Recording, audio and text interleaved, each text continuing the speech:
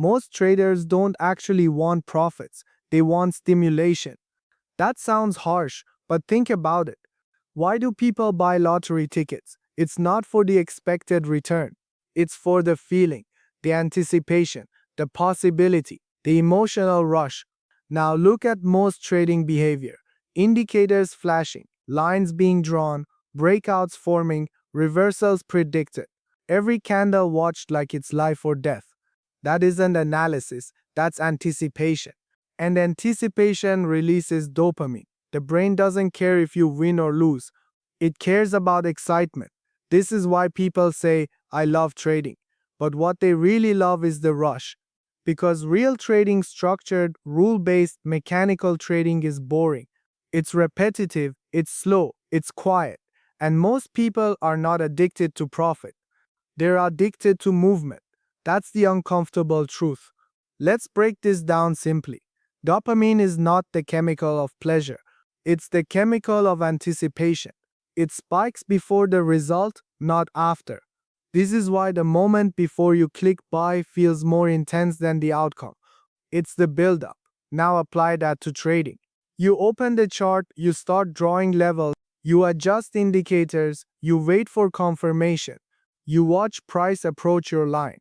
That waiting period is not neutral, it's stimulation. Your brain is building anticipation. Maybe this is the move, maybe this is the breakout, maybe this is the big one, and every time price gets close, dopamine rises. This is why many traders feel alive when markets are volatile, even if they are losing money. Because volatility creates uncertainty, and that uncertainty becomes a cycle, and uncertainty feeds anticipation. But here's the problem. If your trading process is built around anticipation, you are not operating from structure. You are operating from stimulation, and stimulation-based decisions are unstable. They require constant action, constant entries, constant engagement. That is not trading. That is behavioral gambling with a financial interface. And most traders don't realize they are addicted to the feeling, not the outcome. There are two identities in the market, the gambler and the trader. The gambler looks for big moves, fast results, high excitement, constant opportunity. The gambler needs action. If nothing is happening, they feel uncomfortable. They start looking for trades. They lower their standards. They force entries. Because silence feels like missing out. Now look at the trader. The trader looks for alignment, permission, structure, consistency. The trader is comfortable doing nothing. If conditions are not aligned, there is no trade. No drama, no emotion, no urgency. That difference is not technical, it's psychological. The gambler trades for stimulation. The trader trades for probability. One needs movement. The other needs alignment. One chases volatility. The other measures structure. And here's the hard truth.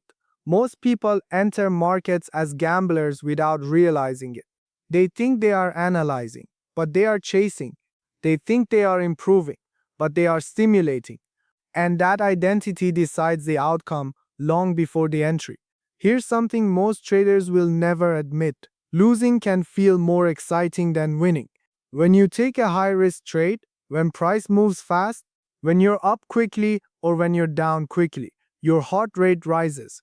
You feel engaged, alert, alive. Even if you lose, there was intensity, there was drama, there was a story. Now compare that to mechanical trading. Defined direction, clear permission, fixed risk, set and forget, no constant checking. No emotional roller coaster, no adrenaline spikes, just execution. And sometimes nothing happens, no trade, no action, no excitement. It feels boring. But boring is stable, and stability is profitable. This is why many traders sabotage mechanical systems. Not because it doesn't work, but because it isn't exciting.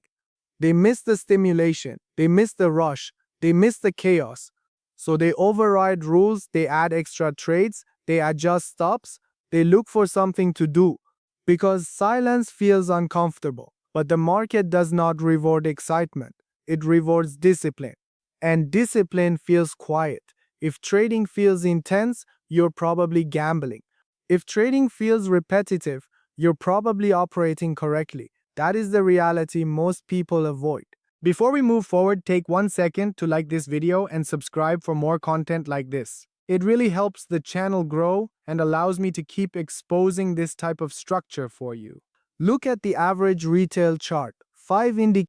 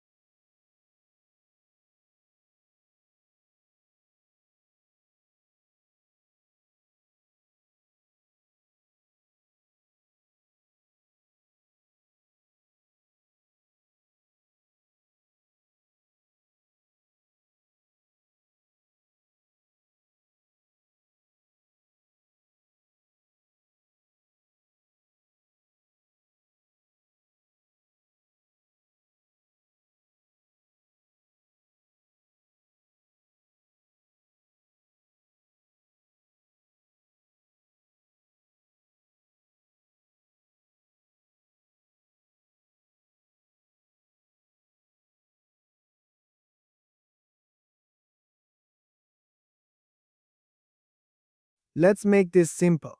Do you want excitement or do you want consistency? Because you cannot build a system around adrenaline and expect stable returns.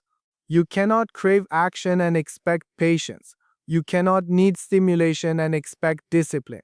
Those two identities do not coexist. If you need to feel something every day, you will overtrade. If you need to be involved constantly, you will force entries. If you feel uncomfortable when the market is quiet, you are still operating from a gambler's mindset. Consistency requires restraint. Restraint feels slow and boring, but protects capital. Most traders don't fail because they lack knowledge. They fail because they lack control over impulse. They know risk management. They know direction matters. They know overtrading is bad. But when price starts moving, the urge overrides the rule. That urge is not logic, it's dopamine. And until that is controlled, no strategy will save you, because the problem isn't the system, it's the need for stimulation. And trading does not reward stimulation, it rewards structure. Inside a structured mechanical framework, the entire dynamic changes. Direction is defined first. If direction is not clear, there is no trade. Execution is allowed or it is not. There is no negotiation. No almost. No emotional override. If risk is fixed, stops are not moved. Real trades are not allowed just because you feel it. Some days there are zero trades, and that is normal. Waiting is productive. That kills dopamine trading immediately because there is nothing to chase, no flashing signals, no constant stimulation, just permission and enforcement. Most people struggle with this at first, not because it doesn't work, but because it feels quiet, it feels restrictive, it removes their ability to play with the chart. And that's the point. The goal is not to feel active.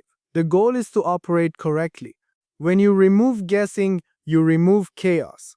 When you remove drawing random lines, you remove interpretation. When you remove interpretation, you remove emotional interference. What remains is structure, and structure does not need excitement, it needs discipline.